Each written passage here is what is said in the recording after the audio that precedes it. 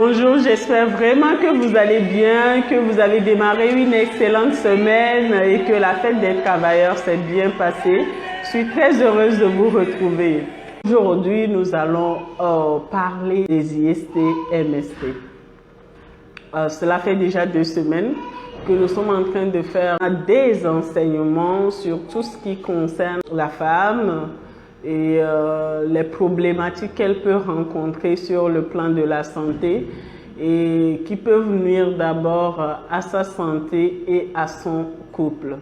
Et donc nous avons commencé par les kits, nous avons parlé un peu des myomes, un peu de fibro, nous avons parlé des infections, mais particulièrement la dernière fois c'était beaucoup plus les pertes blanches.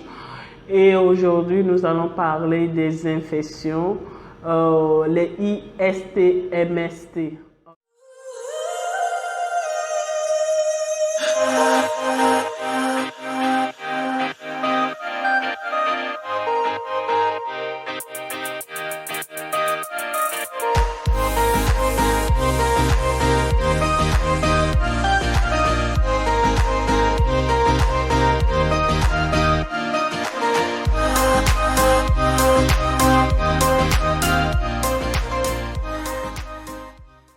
La question était de savoir est-ce que les IST-MST en réalité peuvent nuire à notre couple. Eh bien, avant de répondre à la question, il faut d'abord en réalité qu'on sache ce que c'est qu'une IST, ce que c'est qu'une MST. Qu'est-ce que ces termes veulent dire concrètement? Et on va quitter de là, découvrir en réalité ce que c'est que l'épanouissement, notre épanouissement d'abord, et nous allons quitter de là pour aller maintenant sur l'épanouissement du couple et nous allons répondre réellement à la question.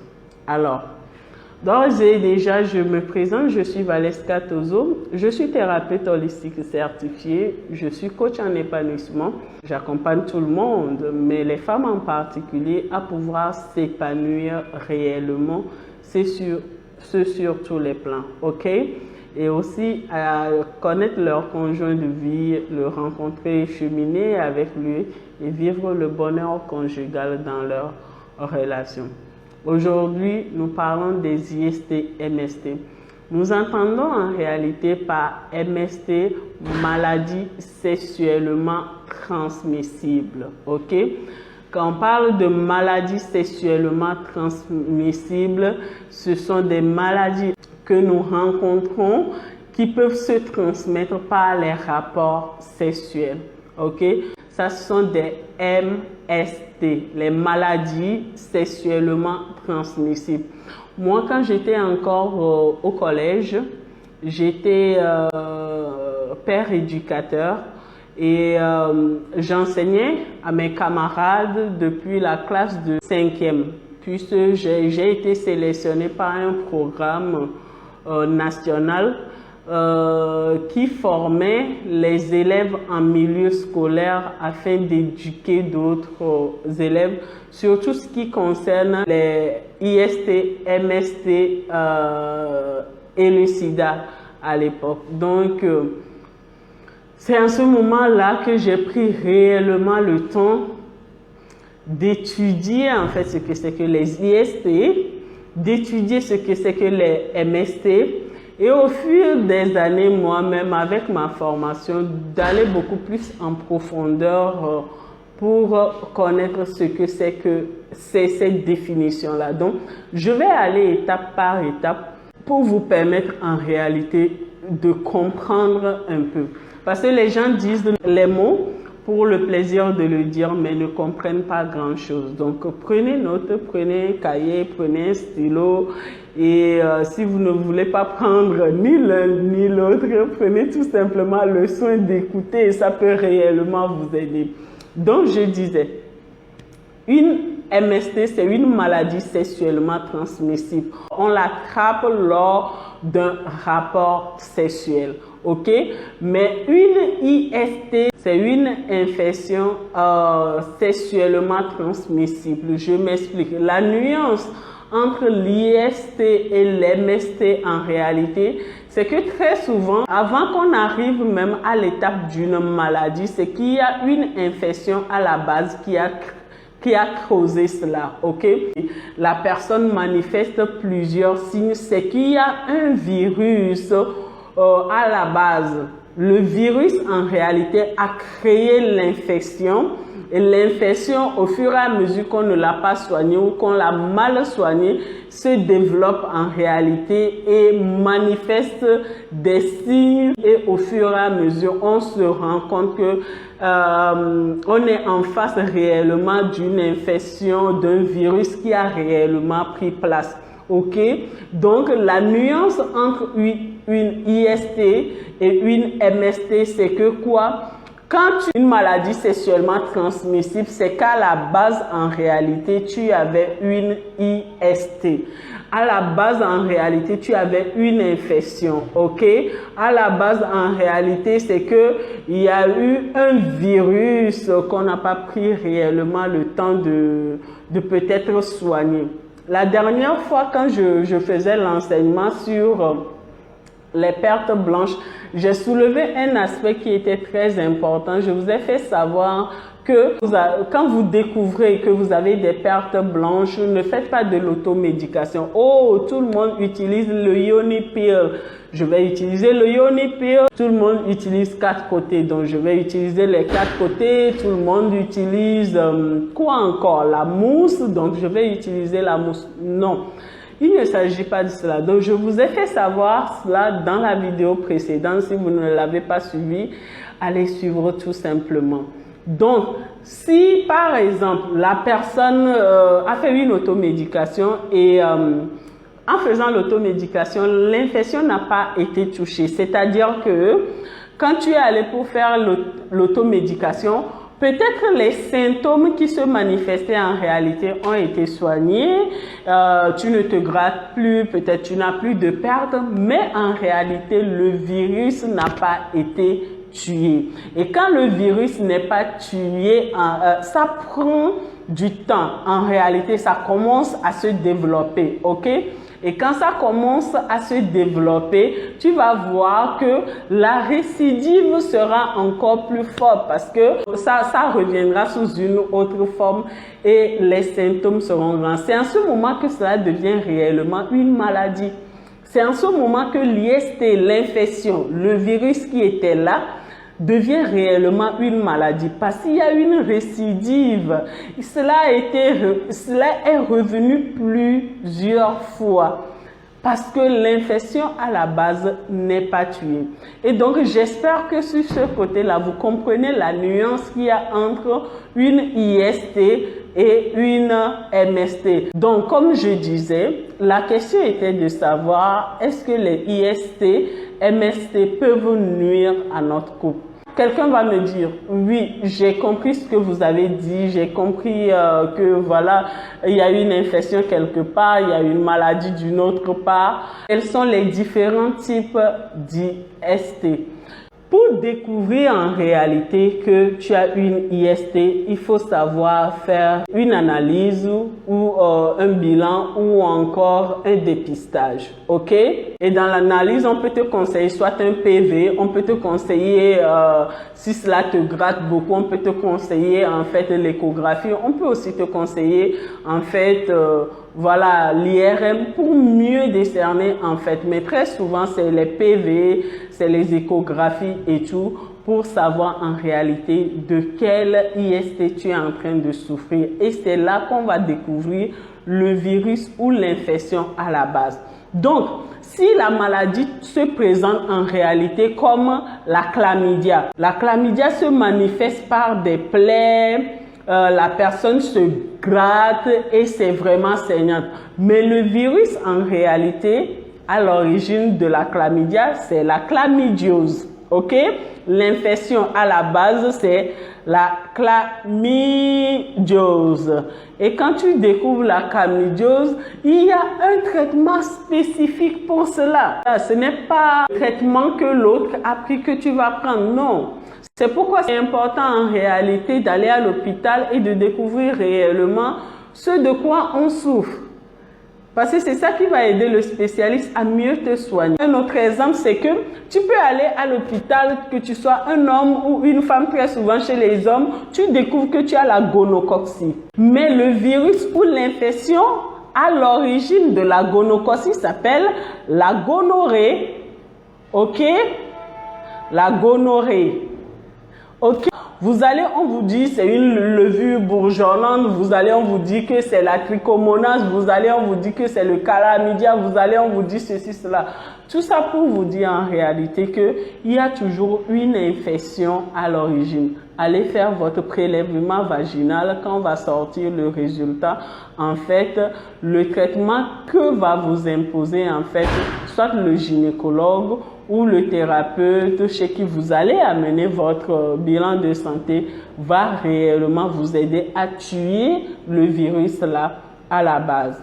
Donc, ceci étant compris, en second point, je pense que nous comprenons que pour développer une maladie, il y a réellement un virus à la base de ça. Il y a réellement une infection à la base de ça. Et c'est le virus à la base, c'est l'infection à la base, c'est les gènes qui sont là présents qu'il faut chercher, tuer, afin de ne pas développer une maladie beaucoup plus grave. Point 3. Quels sont les symptômes qui peuvent me montrer que j'ai une maladie infectieuse, j'ai une infection, une IST?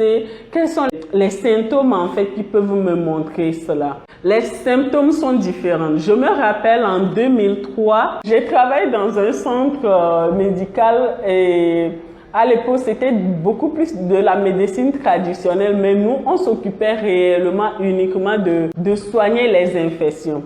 Et il y avait un monsieur qui était arrivé et le monsieur, en réalité, je vous jure qu'il était gêné parce que c'était celle qui m'a formé, en fait, qui était là. Je suis sûre que ce monsieur, il était venu parce qu'il était à bout. C'est pourquoi on dit quand tu as une maladie, il faut jamais cacher cela. Approche-toi juste de quelqu'un de confiance et parle avec cette personne-là, tout simplement. Et comment est-ce qu'on peut reconnaître une personne de confiance? On en parlera un autre jour. Ok. Maintenant, le monsieur était arrivé et il a fini lors de la consultation de dire à la patronne qu'il a développé une infection qu'il a cachée et tout. Et actuellement, il avait tellement de boutons sur son sexe que la plaie a commencé par prendre le contour de son sexe. Ok? Alors que tout ça a commencé tout petit. Il était allé uriner et il a senti de la douleur dans son sexe. Tu vas pour uriner en tant qu'homme. Tu sens de la douleur dans ton sexe. Mais pose-toi les bonnes questions. Pose-toi les bonnes questions. Mais non, pourquoi est-ce que je sens ça? Tu es allé uriner en tant qu'homme. Tu as senti qu'en urinant, il y avait des traces de sang. Mais pose-toi les bonnes questions. Tu as uriné et tu as senti que, voilà, quand j'ai uriné, je sens comme une brûlure, comme du piment dans mon sexe. Mais pose-toi les bonnes questions. En tant que femme, tu es allé uriner. Tu as senti en réalité qu'il y avait une brûlure au niveau des lèvres. Mais pose-toi les bonnes questions. Pose-toi les bonnes questions. Tu as senti que en voulant uriner, tu sentais de la brûlure au niveau, à l'intérieur même de ton sexe. Mais pose-toi les bonnes questions. Ou pour uriner, tu es obligé de faire comme ça. Avant que l'urine ne sorte.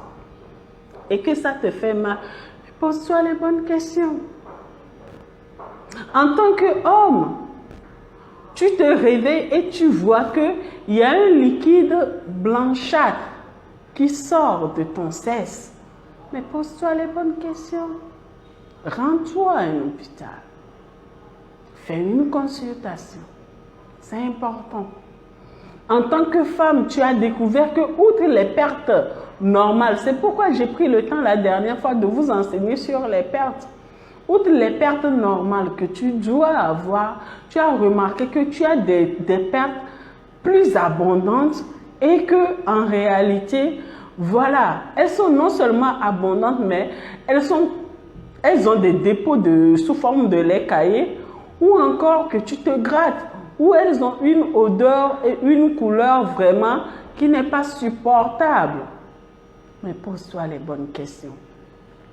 Notre santé vaut tellement qu'il y a certaines choses qu'il ne faut pas avoir honte d'en parler ni négliger.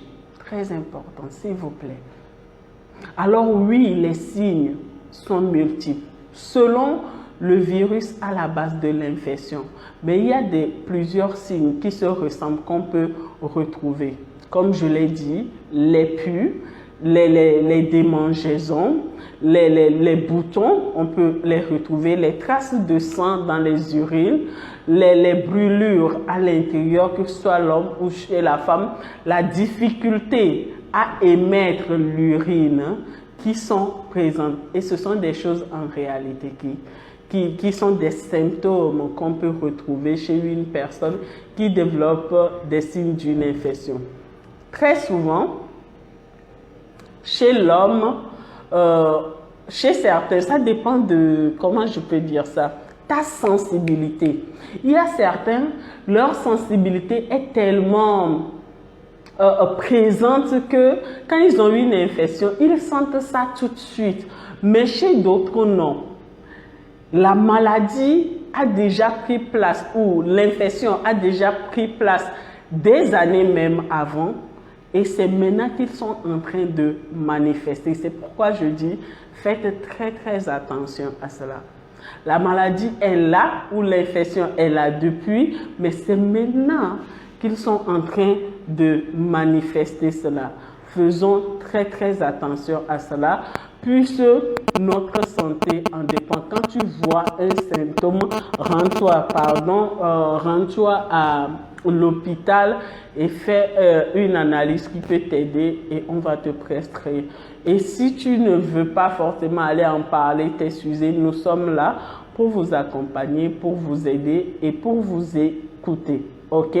IST, est-ce que cela se soigne? Ça dépend de l'IST ou de la maladie infectieuse que vous avez développée, du temps que cela a pris dans votre organisme. Mais ce de quoi je suis sûre, et je le dis en tant que thérapeute depuis des années en fait, depuis des années dans ce domaine, ce de quoi je suis sûre, toute maladie qui a été prise en charge très tôt se soigne. Toute maladie qui a été prise en charge très tôt se soigne. Donc, dès que vous remarquez quelque chose que vous ne comprenez pas sur votre corps, levez-vous et prenez-vous en charge. Je suis sûre que nous pouvons vous aider. Quelqu'un a posé la question, c'est pourquoi j'ai mis cela en test. Est-ce que l'IST-MST peut nuire à l'épanouissement de votre couple? Question pour le point 4. En réalité, avant de parler même de l'épanouissement du couple, tu devrais, madame, si tu vas suivre cette vidéo, parler de ton propre épanouissement. Avant de parler de votre vie à deux, tu devrais d'abord parler de ton propre épanouissement. Pourquoi je le dis? Parce que il faut être en bonne santé soi. Il faut être pleinement guéri, heureuse, bien dans sa peau, bien dans son corps, avant de penser à son couple. Si tu n'es pas soigné, si tu n'as pas pris le temps de te soigner, parce qu'une maladie que tu laisses comme ça te ronge. Une maladie que tu ne soignes pas te ronge. J'aime beaucoup une dame, c'est Andrea Mestre. Andrea Mestre, elle est séropositive. Elle est séropositive. Elle vient d'accoucher de son 3e bébé. Mais quand elle a découvert en fait qu'elle avait le VIH-Sida, puisque le VIH-Sida c'est une IST-MST, ok? Quand elle a découvert ça, elle a fait une prise en charge. Elle prend les produits. Aujourd'hui, elle peut avoir des enfants selon qu'elle suit bien, très bien en réalité ce qu'on lui a dit. Donc, par conséquent, elle avait pris le soin de prendre sur elle son suivi médical. Et quand elle a fait la rencontre de son homme, là a été un plus à son épanouissement. Alors oui, il faut d'abord prendre le soin sur toi de te soigner. Peu importe l'IST qu'on t'a découverte. Il y a des IST plus virulentes même que le VIH-Sida. L'hépatite B est plus virulente. Puis sont là par les embrassades. L'herpès est plus rapide. Ça tue comme pas possible. Donc par conséquent, en réalité, il y a des maladies plus virulentes en fait que cela. Et il faut prendre le temps en réalité de soigner, de se lever très tôt et soigner. Donc c'est toi. Il faut réellement penser à toi premièrement. Quand la personne n'est pas en couple, quand tu vas chez le spécialiste, c'est toi qu'on prend à part et on te donne les produits, on te fait les prescriptions. Mais quand vous êtes en couple, c'est à deux. Puisque la maladie se transmet. Quand tu te soignes uniquement toi, en réalité, et que tu as encore des rapports sexuels avec ton partenaire, la maladie revient. Donc, par conséquent, quand tu es en couple, on fait le traitement à deux. Mais quand tu es seul, tu dois t'occuper de toi. La dernière, le point 5 avec lequel je vais terminer, est-ce que cela peut nuire à mon couple? Très sincèrement, je préfère dire oui dans un sens et je reviendrai sur le non parce que nous avons la foi en tant que chrétienne qu'au-delà de ce que l'humain en réalité peut rencontrer dans sa vie, si tu as réellement la foi ou que tu rencontres réellement un homme qui t'aime réellement, tu peux surmonter en réalité certaines difficultés. Mais une IST par exemple ou une MST qui est ramenée dans un couple, quand un homme te ramène une maladie infectieuse dans le couple, est-ce que ça te plaît? Ça ne te plaît pas? C'est souvent source de conflit. C'est souvent source de conflit. Tu es à la maison, un jour comme ça, tu remarques que pour uriner, c'est difficile. Je vais te raconter une anecdote qui m'a fait rire. Le jour, mon patient me racontait ça, il me dit « Hey, Valeska !» Oh my God, il me dit « Hey, Valeska, écoute !» Tu ne sais pas la honte que j'ai eue. J'étais allée à Lomé et toi-même tu nous connais, non? Mais j'ai mangé un truc là-bas et je suis revenue sur Dakar. Donc, j'ai commencé à ressentir ci, j'ai commencé à ressentir ça. Et au finish, quand on a fait le bilan, on a découvert en réalité que j'ai telle infection. Il m'a appelé le nom de l'infection et puis voilà. Et le docteur m'a demandé de ramener ma femme.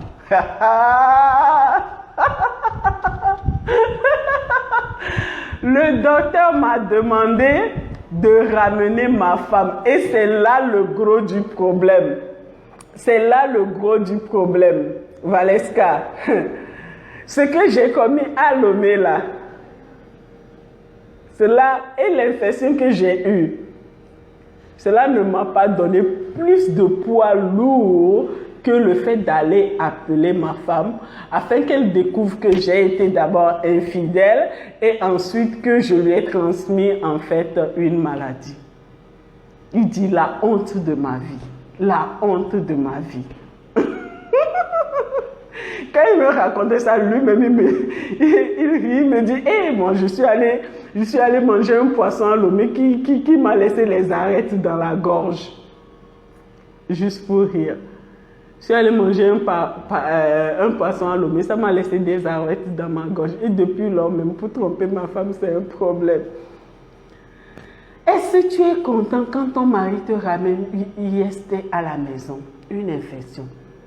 Tu te lèves comme ça. Toi qui fais très bien ton entretien, tu découvres en réalité que tu as une IST, tu as des difficultés à uriner, c'est chaud, tu as des démangeaisons et tout. Parce qu'il a placé, il a promené son sexe où tu ne sais pas. Ou encore, tu peux l'avoir attrapé toi aussi, parce qu'il ne faut pas seulement accuser les hommes, tu peux l'avoir attrapé. Si tu ne sèches pas bien, en réalité, tes slips et qu'il y a réellement de la moisissure qui est restée sur le slip, ça peut en réalité causer en fait une infection à ton sexe, très important. C'est pourquoi on nous dit en réalité de prendre le soin de bien nous occuper de nos slips, de bien les laver, de bien les désinfecter, de bien les repasser après. Ok? Donc ça ne te ferait pas plaisir. C'est souvent source de conflit. Souvent source de conflit, ça peut amener une incompréhension et cela peut aussi amener certains à divorcer s'ils n'ont pas beaucoup de maturité. Mais comprenez en réalité qu'une IST qui est vite détectée, vite soignée, en réalité, que vous soyez en couple ou non, vous pouvez surmonter cette étape-là. Ok? Rendez-vous dans un centre de soins le plus proche ou écrivez-nous tout simplement sur Aroma Consulting. Nous ferons le plaisir en réalité de vous proposer des traitements adéquats par rapport aux problèmes de santé que vous avez. Je crois que j'ai répondu à la question. Que Dieu vous bénisse.